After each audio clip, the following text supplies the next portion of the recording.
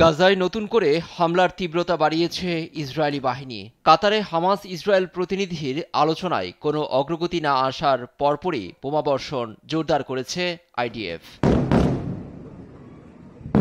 উপত্যকায় ধ্বংস করার মতো কিছুই অবশিষ্ট নেই, কিন্তু তাহলে কেন থামছে না হামলা?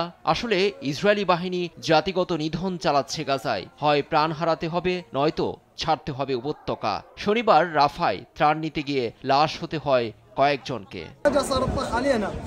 আমরা বসেছিলাম, হঠাৎ আমাদের দিকে গোলাবর্ষণ শুরু হলো। কারো মাথায় কারো বুকে গুলিবিদ্ধ হয়। কেন সাধারণ মানুষকে মেরে ফেলা হচ্ছে? ত্রাণ নিতে গিয়েও লাশের ব্যাগ হয়ে ফিরেছে ক্ষুধার্তরা।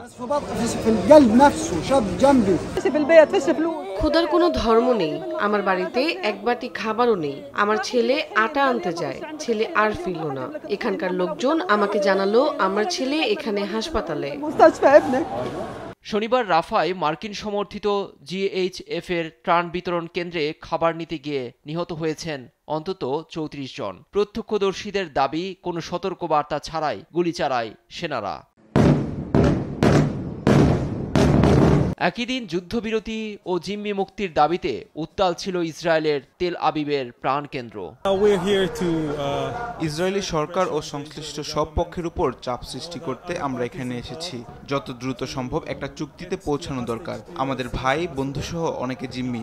এ যুদ্ধ শেষ করার সময় এসেছে, তাই আমরা এখানে।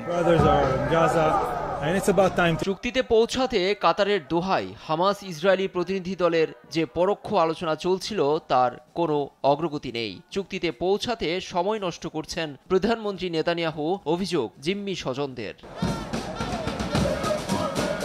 মুজফর কবির, নিউজ ডেস্ক, দেশ টিভি।